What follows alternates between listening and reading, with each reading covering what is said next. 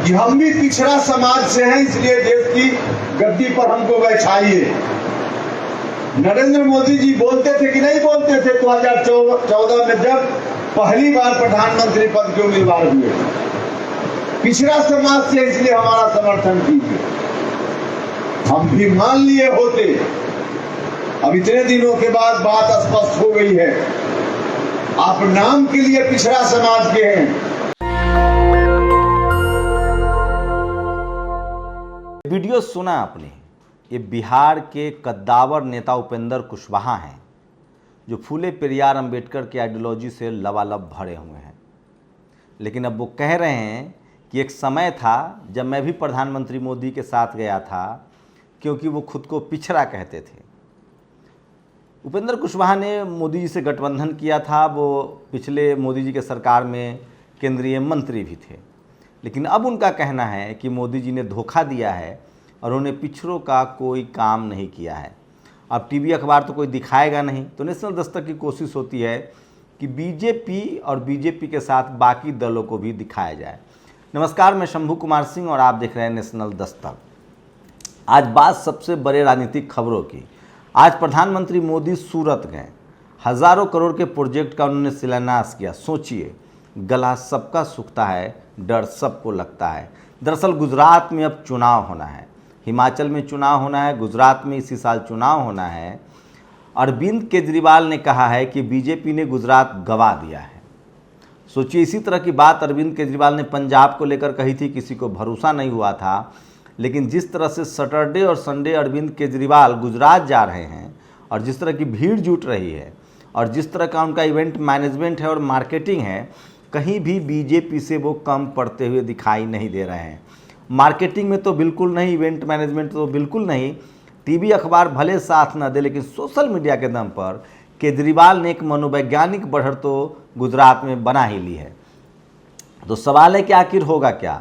दो ही चीज़ हो सकता है। अगर गुजरात ने बीजेपी का वोट काट दिया तो यकीन मानिए कि गुजरात में हंग असेंबली होगी, और अगर कायदे से गुजरात में कांग्रेस का वोट कटा तो फिर बीजेपी बहुत फ़ायदे में होगी। कई बार जैसे मायावती जी की वजह से, ओवैसी की वजह से बीजेपी को फ़ायदा हो जाता है। लेकिन ओवैसी वाले में तो पक्का पता है कि मुसलमान का वोट ओवैसी काटते हैं, तो उसमें पक्का पता है कि बीजेपी को फ़ायदा होगा। मायावती जी भी शेड्यूल कास्ट का वोट काटती है, तो उसमें भी पक्का पता होता है कि बीजेपी को फ़ायदा होगा। लेकिन अरविंद केजरीवाल में कन्फ्यूजन है। अरविंद केजरीवाल दरअसल बनिया समाज से आते हैं, वैश्य समाज से आते हैं, और अगर गुजरात के वैश्य समाज ने इनको वोट कर दिया तो वो वोट का नुकसान हो जाएगा बीजेपी को। अगर सवर्णों ने भी वोट कर दिया तो वो भी नुकसान हो जाएगा बीजेपी को। और गुजरात में अगर शेड्यूल कास्ट ने भी वोट किया तो वो भी नुकसान हो जाएगा बीजेपी को, क्योंकि गुजरात में एससी, एसटी, ओबीसी माइनॉरिटी पर वोट नहीं होता है। गुजरात में हिंदू और मुस्लिम वोट होता है। तो जितना ज़्यादा वोट आम आदमी पार्टी गुजरात में काटेगी, वो सबसे ज़्यादा नुकसान बीजेपी को होगा। इसलिए बीजेपी सख्ते में है और प्रधानमंत्री ने दौरा शुरू कर दिया है। वैसे अब टीवी अखबार को भी लगा दिया गया है। चित्रा त्रिपाठी ने आज ट्वीट किया कि वो गुजरात चुनाव की तैयारी कर रही है, मतलब टीवी को मोर्चे पर अब भिड़ा दिया गया है। देखते हैं कांग्रेस और आम आदमी पार्टी कैसे लड़ती है गुजरात में। एक बात बता दूं, अगर कांग्रेस ने बड़ा दिल दिखाया और आम आदमी पार्टी, कांग्रेस और मायावती ये सब अगर मिल के लड़ते हैं तो बीजेपी गुजरात हार सकती है। लेकिन ये तो सिर्फ कहने की बातें हैं। मेरा क्या है, मैं तो एक बात बता रहा हूँ पत्रकार के तौर पे, करना नेताओं को है। दूसरी बड़ी खबर है, दिग्विजय सिंह अध्यक्ष हो सकते हैं कांग्रेस पार्टी के। जिस तरह से पूरा मामला हुआ राजस्थान का, उससे अशोक गहलोत का पक्ष कमज़ोर हुआ है और सोनिया गांधी, राहुल गांधी ने काफ़ी धैर्य दिखाया है और उन्होंने तय किया है कि वो नहीं हटना चाहते हैं सीएम पद से, तो ना हटे, लेकिन अध्यक्ष पद का तो चुनाव होगा ही। लेकिन सोचिए, दिग्विजय सिंह कांग्रेस के लिए फ़ायदेमंद होंगे या नहीं, आप बताइए। मुझे लगता है वो सवर्ण समाज से आते हैं, बीजेपी कांग्रेस को कोई फ़ायदा नहीं होगा कि सवर्ण समाज पहले ही कांग्रेस से कटा हुआ है, तो वोट ऐड ऑन नहीं कर पाएंगे। अगर वो अशोक गहलोत को अध्यक्ष बना देते या किसी शेड्यूल कास्ट को बना दे, किसी मुस्लिम को ही बना दे, तो कांग्रेस को फ़ायदा होगा।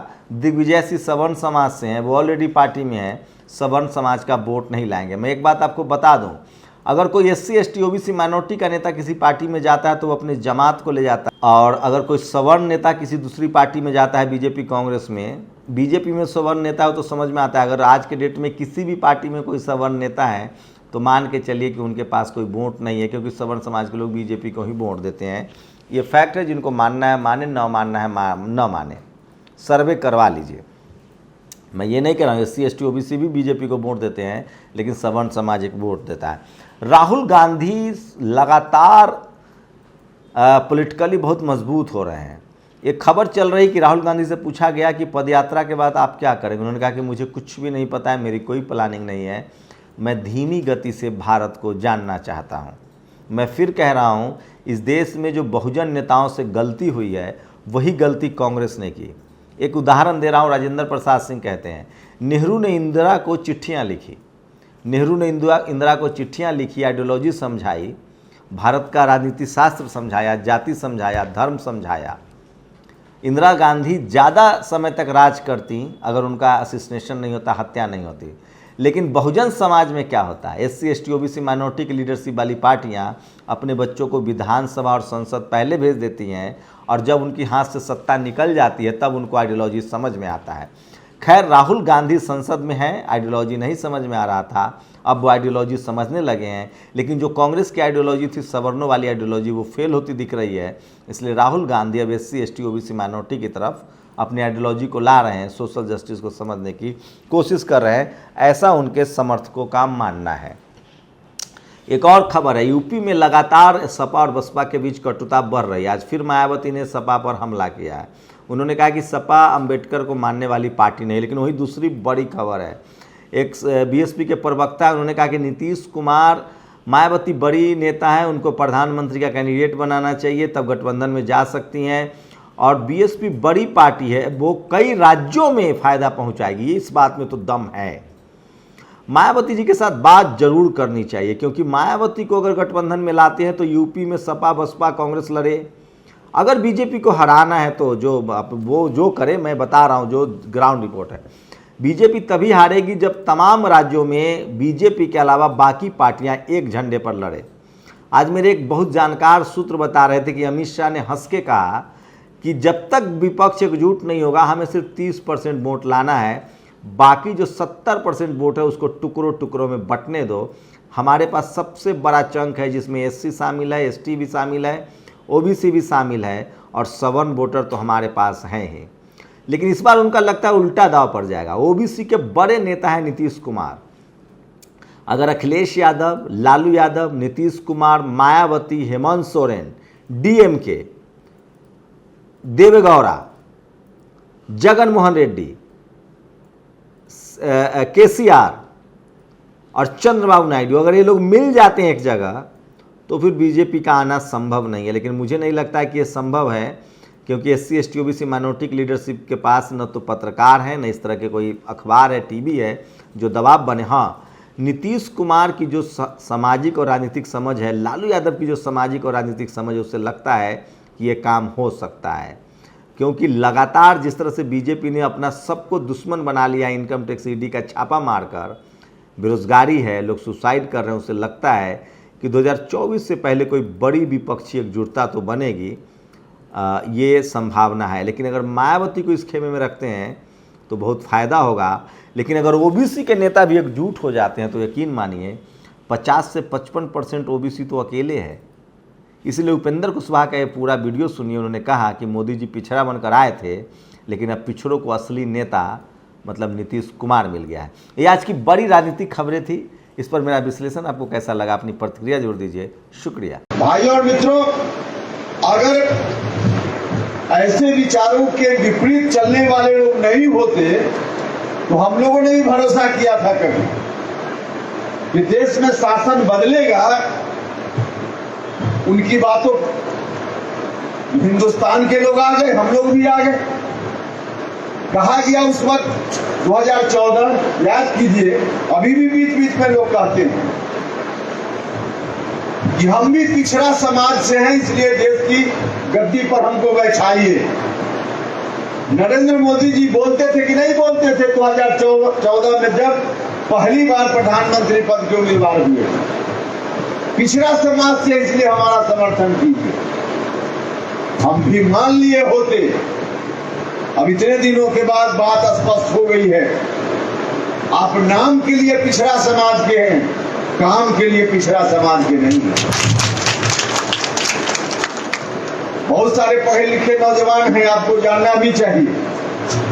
नरेंद्र मोदी जी वाकई जन्मजात पिछड़ा उपेंद्र कुशवाहा, नीतीश कुमार, लालू यादव जी की तरह नहीं है।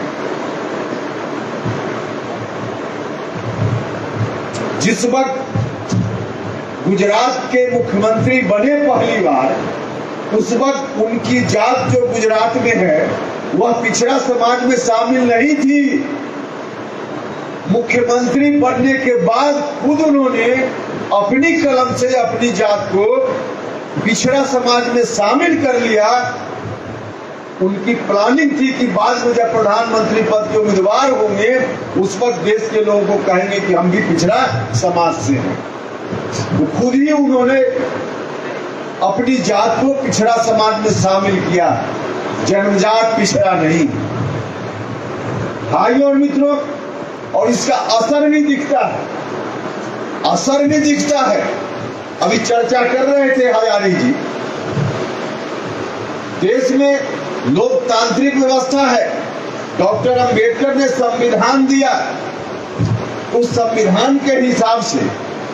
नेशनल दस्तक की आपसे गुजारिश है कि अगर इसको बचाना चाहते हैं तो नेशनल दस्तक को सब्सक्राइब करने के लिए रेड कलर के सब्सक्राइब बटन को दबाएं, फिर बेल आइकन की घंटी दबाएं।